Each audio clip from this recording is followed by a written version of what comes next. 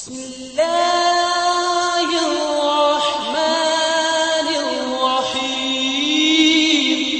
اگر اب تک آپ نے ہمارے YouTube چینل کو سبسکرائب نہیں کیا تو ابھی سبسکرائب کریں اور ساتھ ہی بیل آئیکن کے بٹن کو دبائیں تاکہ آنے والی اسلامک بیان کی ویڈیو اور اسلامک واقعات کی ویڈیوز آپ کو وقت پر ملتی رہیں۔ اللہ تعالیٰ کہہ رہا ہے وَصَلِّ عَلَيْهِمْ، اے میرے حبیب ساری امت پر نہیں، جو تیری امت میں میرے نام پہ خرچ کریں گے ان پہ تو درود پڑھ۔ اگرچہ یہاں صلی دعا کے معنی میں ہے کہ تو ان کے لیے دعا کر، آپ ان کے لیے دعا فرمائیں۔ تو مال خرچ کرنے والوں کے لیے اللہ اپنے حبیب سے فرما رہے ہیں کہ ان کے لیے آپ دعا کریں۔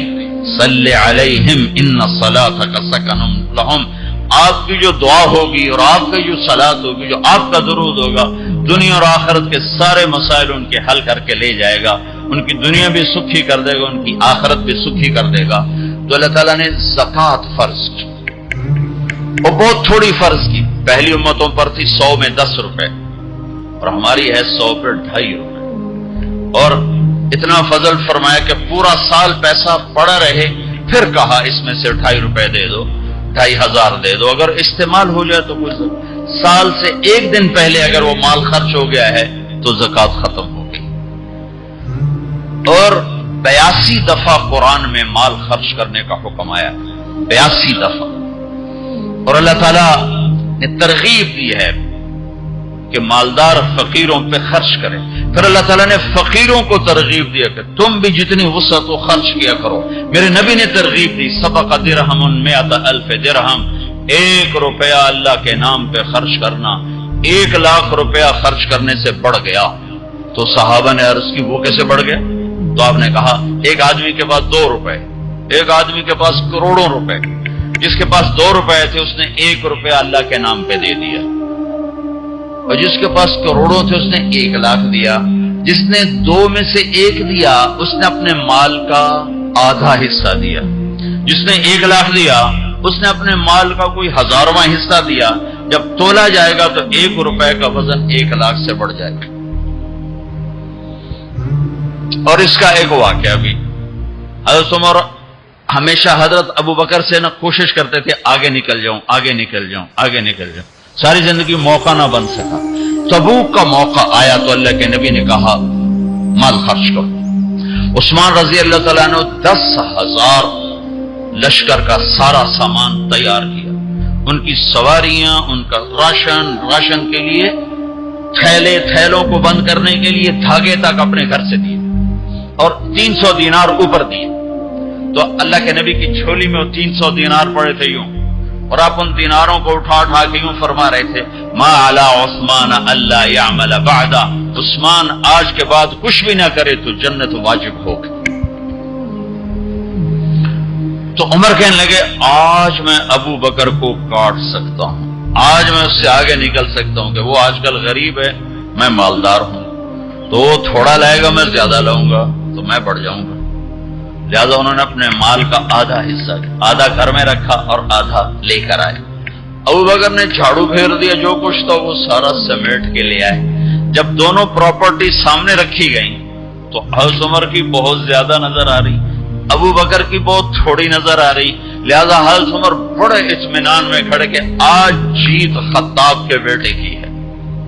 میں قربان جاؤں، اللہ رسول تو جانتے ہیں کہ کون کیا کر کے آیا ہے، تو میرے نبی نے سوال ہی بدل دیا جو اس موقع کا سوال ہی نہیں۔ کوئی آدمی مسجد میں چندہ دینے جائے، مدرسے میں چندہ دینے جائے، کہ جی مول صاحب یہ 1,00,000 روپیہ ہے مدرسے کے لیے، مسجد کے لیے۔ آگے مولوی صاحب کہیں پیچھے کتنے پڑے ہوئے ہیں تو کہے گا یہ بھی واپس کرو، میں تو تھوڑی نیت ہے جو کوئی چکر لگتا ہے کہ تسی ٹھیکیدار ہو، مگر علی شاید پیچھے کتنے پے۔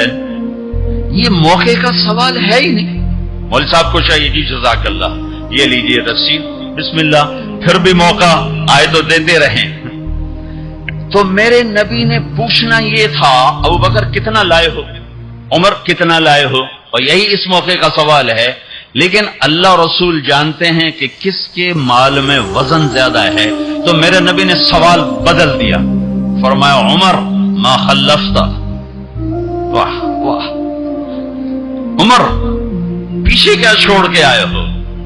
تو حضرت عمر تو وہیں دھڑم ہو گئے گا، وہ میں گیا، سوال سے ہی وہ پتہ چل گا بات میری گلی اڑ گئی وکٹ۔ عمر ما خلفت یا ما ترکت لأہلک، یہ دونوں الفاظ پیچھے گھر والوں کے لیے کیا چھوڑا؟ تو پہلے حضرت عمر بڑے جوش میں کھڑے تھے، پھر ایک دم ڈھیلے ہو گئے، کہنے با جی آدھا چھوڑا ہے آدھا لایا ہوں۔ پھر آپ نے کہا ابا بکر ما خلفت یا ما ترکت لأہلک، ابو بکر تو پیچھے چھوڑ کے کیا آیا، بچوں کے لیے کیا چھوڑ کے آیا؟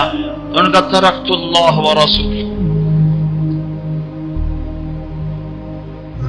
میں تو اللہ اس کے رسول کو چھوڑ کے آیا ہوں، باقی سب کچھ لے آیا۔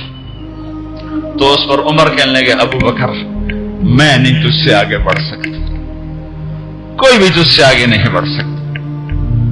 اور اگلی سنو،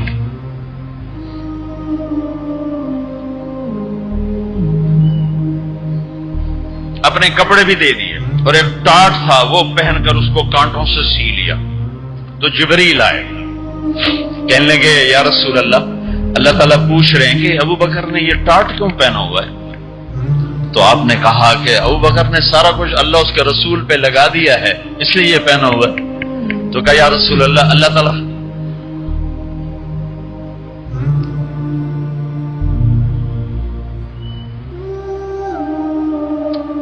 تعالیٰ فرما رہے ہیں ابو بکر سے پوچھو مجھ سے راضی تو ہے، مجھ سے راضی تو ہے، اس فخر میں مجھ سے راضی ہے؟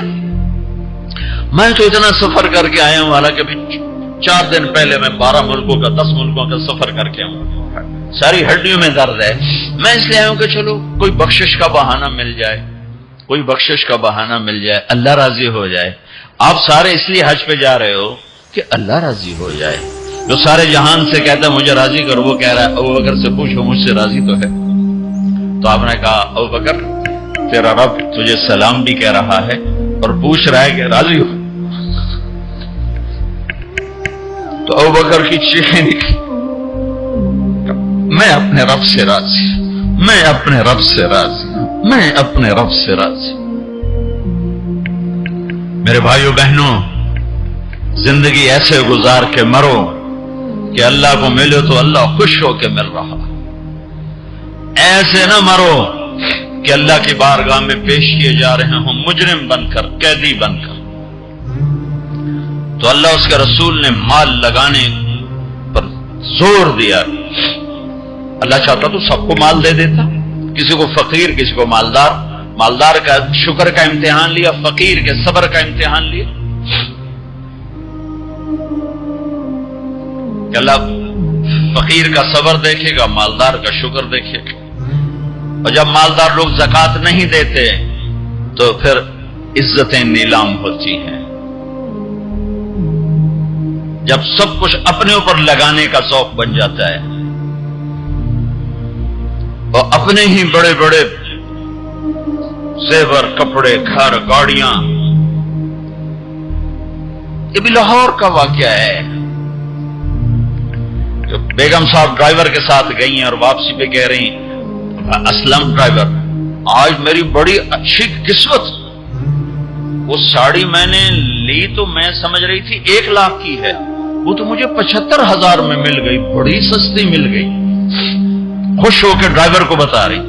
تیسرے دن ڈرائیور کے بیٹے کا بازو ٹوٹ گیا، وہ آ کر کہتا ہے صاحب جی میری تنخواہ میں تو اس کا علاج ہو نہیں سکتا، تو مہربانی کر کے کچھ میری مدد کر دیں، اس کا علاج ہو جائے۔ تو صاحب کہتے ہیں اسلم تمہیں پتا تو آج کل کاروبار بڑا مندہ ہے، تو میرے پاس تو گنجائش نہیں، میرا ایک ڈاکٹر دوست ہے میں اسے فون کر دیتا ہوں، وہ تمہاری مدد کر دے گا۔ جب اس طرح ہوتا ہے تو پھر ڈاکے، چوریاں، قتل و غارت شروع ہوتے ہیں۔